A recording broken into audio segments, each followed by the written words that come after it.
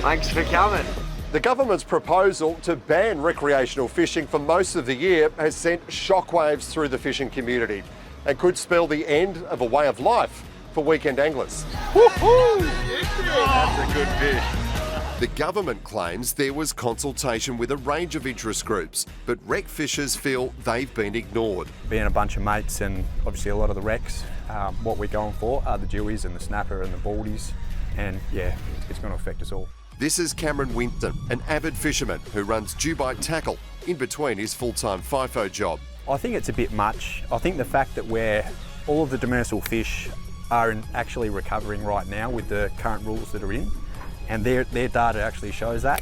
So to go from a 2-month ban to 8 or 9 months, I don't think it needs to be that much. The fact that the commercial guys catch about twice as much as we do, and they've been pretty much untouched, I think it's a bit unfair to the wrecks. But does the science really stack up? And why were the alternative options ignored? But all of the science says that the decline in fish stocks needs remedial action. If you don't do something, in 5 or 10 years' time, there won't be any fish. The wreck industry is pretty annoyed.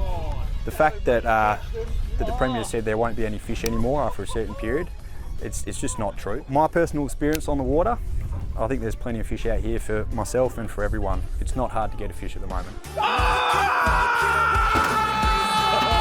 It'll affect me big time. Me and my mates, we don't just come out here for a fish, we actually really enjoy our time out of here. It's good for the well-being and just makes us all feel good.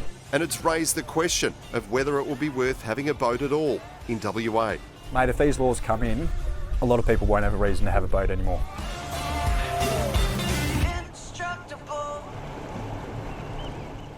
Good morning and welcome to Flashpoint. Shortly, we'll hear from the Fisheries Minister and recfishers who are trying to comprehend these proposed bans. But first, joining us on the Flashpoint couch this morning, Frank Prokop, a former Executive Director at Recfishwest, and Ramm from Tackle World Miami. So just to be clear, we're talking about the state government here proposing to extend a ban on demersal fishing for recreational anglers. That is from 2 months of the year as it is currently out to either 8 or 9 months essentially. And it would be in place from Kalbarri in the north all the way down the coast to Augusta. So that will mean pink snapper, jewfish, bulching groper and others off the table for most of the year. Guys, I should have said at the start, you're both very keen fishermen as well. So you must be livid about this. It's incomprehensible. 10 years ago, we had a very big problem with the demersal species, and following a whole host of meetings, we came up with a package.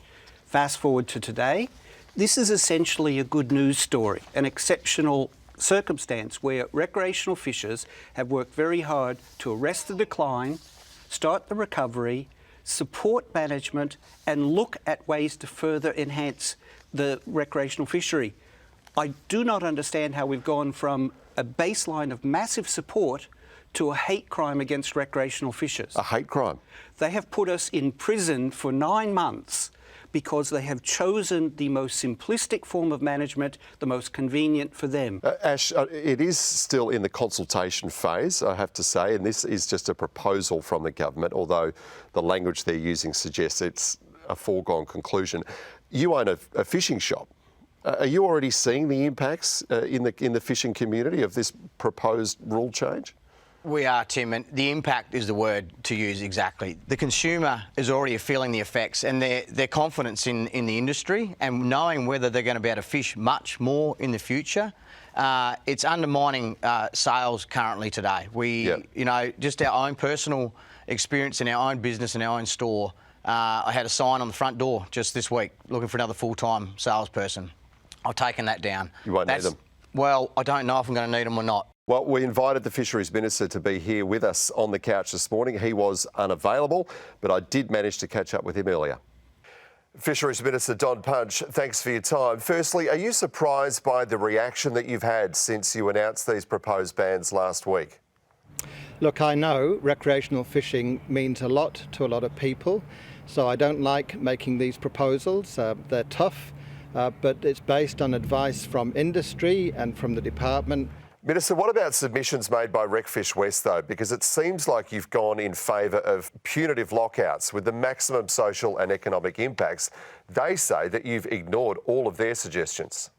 No, that's not the case at all. The first thing is that the science itself says we have to cut the demersal catch by 50%. Recfishwest and WAFIC and the department were part of the group that made that recommendation to me.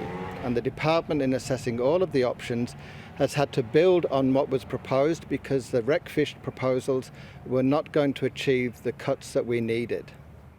So if the majority of the fish being taken out of the ocean are by commercial operators, why are you asking the recreational anglers to do all of the heavy lifting here? We're proposing that the total catch is reduced from 750 to 375 tonnes. There's an arrangement that has been in place from the beginning of the recovery programme about how that is shared between the recreational and the commercial sector. And at the end of the day, the most important thing is how much is taken out of the ocean. We know recfishers are an important part of the puzzle. Commercial fishers provide the fish to the fish and chip shops, to people who may not be able to go out and fish. They are an important part of the puzzle as well. We are still in a consultation period, Minister, but from the tone of yourself and some of your Cabinet colleagues, it sounds like a ban of either 8 or 9 months is pretty well a done deal. Is that the case? If someone can come to me with better maths through Recfishwest or through WAFIC that help to provide a better outcome, we're totally open. That's what proposals and consultation is about. Well, they feel like they have, but they also feel like their suggestions have been flat out ignored. Well, no, they haven't. They did propose seasonal bans and they did propose secondary measures which have been adopted. But at the end of the day, before summer, we do have to make a decision about how we achieve that 50% cut. Minister, thanks for your time. Thank you. Well, there you go. Ash, you are part of a 12-person expert panel that gave recommendations to the government. Do you feel like you were fairly consulted? Look, I feel like I've been pushed under the bus, honestly, at the moment, and I speak for the panel and Recfishwest here, because we handed our submission in to the Department of Fisheries and the government the first week of June, and it was to sit them for about 4 weeks before getting back and assessing the options, the modern way of thinking that we put forward. Since then, the government's just asked for extensions. We'll get back to you next week. We'll get back to you next week.